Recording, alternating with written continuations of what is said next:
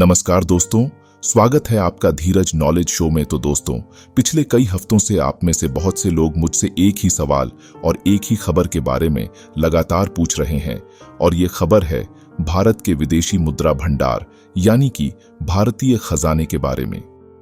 दरअसल हुआ यह है कि पिछले 3 हफ्तों से भारत का जो खजाना है वह लगातार गिर रहा है। अगर मैं आपको बताऊं कि सिर्फ पिछले हफ्ते ही हमारा खजाना $3.8 बिलियन गिरा है। इसके अलावा अगर मैं आपको तीनों हफ्तों का योग बताऊं, यानी कि तीनों हफ्तों में कितना गिरा है, तो लगभग $8.2 बिलियन। और इस वजह से भारत का खजाना जो अब से कुछ महीने पहले तक $600 बिलियन के पार हुआ करता था, एग्जैक्टली बताऊं तो $608 बिलियन तक हमारा खजाना पहुंच गया था, लेकिन अब ये गिरते गिरते $591 बिलियन पर आ चला है। और इसका परिणाम यह निकला है कि अब भारत अपनी पोजीशन खोने के करीब आ गया है। कैसी पोजीशन? दरअसल भारत इस समय दुनिया में चौथे नंबर पर आता है, जिसके पास सबसे ज्यादा खजाना है।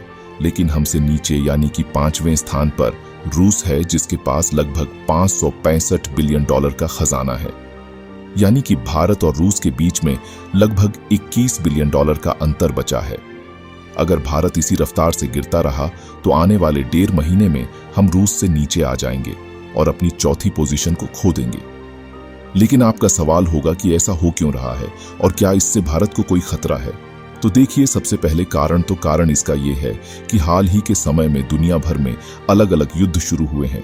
सबसे पहले रूस यूक्रेन था, उसके बाद नारगोनो काराबाग का युद्ध हुआ जो कि आर्मेनिया अजरबैजान के बीच में था। वो खत्म हुआ तो इजराइल हमास के बीच में युद्ध शुरू हो चला है। इसीलिए दुनिया भर में कॉन्फ्लिक्ट हो रहे हैं और इसका सबसे नकारात्मक प्रभाव पड़ दिखता है दुनिया भर की अर्थव्यवस्थाओं पर। इसके अलावा चीन का इकोनॉमिक क्राइसिस चल रहा है, वो अलग से। इसी वजह से आपने देखा होगा कि पिछले कुछ समय में दुनिया भर के जो शेयर मार्केट है वो भी क्रैश हुए हैं। अमेरिकी शेयर मार्केट में तो भयानक नुकसान हुआ है और कुछ ही हफ्तों के दौरान अरबों डॉलर मार्केट से साफ हो चले हैं, और इस वजह से दुनिया भर की अर्थव्यवस्था ये नुकसान झेल रही है। अब इसका प्रभाव भारत पर पड़ना जरूरी है, क्योंकि भारत का व्यापार इन सभी देशों के साथ बम्पर तौर पर होता है। यहाँ तक कि अमेरिका तो हमारा सबसे बड़ा व्यापारिक पार्टनर देश है, यानी जिसके साथ हम सबसे ज्यादा व्यापार करते हैं। और इसी वजह से भारत की जो करेंसी है यानी कि भारतीय रुपया, वो भी डॉलर के मुकाबले कमजोर पड़ रहा है। अब उसे संभालने के लिए हमें अपने खजाने से डॉलर निकालना ही पड़ जाता है, और इसी वजह से भारत का खजाना धीरे धीरे नीचे जा रहा है। लेकिन क्या ये खतरे की बात है? तो एब्सोल्युटली नॉट, क्योंकि दुनिया भर के सभी देश नुकसान झेल रहे हैं। इसीलिए भारत अपने आप को उस नुकसान से बचाने के लिए इस पैसे को खर्च कर रहा है, और इसका जो पेस है यानी कि जो रफ्तार है वो इतनी ज्यादा नहीं है।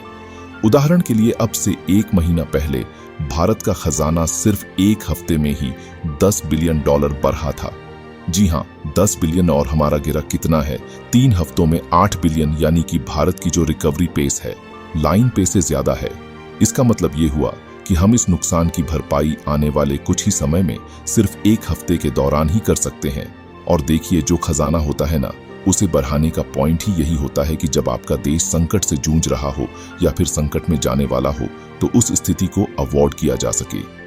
है जाने को आप किसी भी देश के लिए एक इंश्योरेंस पॉलिसी की तरह मानी है, और इसीलिए फिलहाल सबसे ज्यादा जरूरी बात यह है कि इस समय दुनिया भर में जो संकट मुंह उठा रहा है, उस वजह से हमारी इकोनॉमी को बिल्कुल खतरा है, और उससे बचने का एक ही उपाय है कि आप खजाने का इस्तेमाल कीजिए। अपनी जो इंश्योरेंस पॉलिसी है उसका लाभ उठाइए, क्योंकि इस पॉलिसी को आने वाले समय में हम आराम से, जब सामान्य समय होगा, बड्ड ही तेजी से बढ़ा सकते हैं। ये हमारी कैपेबिलिटी, और इसीलिए फिलहाल भारतीय खजाने को लेकर कोई भी चिंता की बात नहीं है।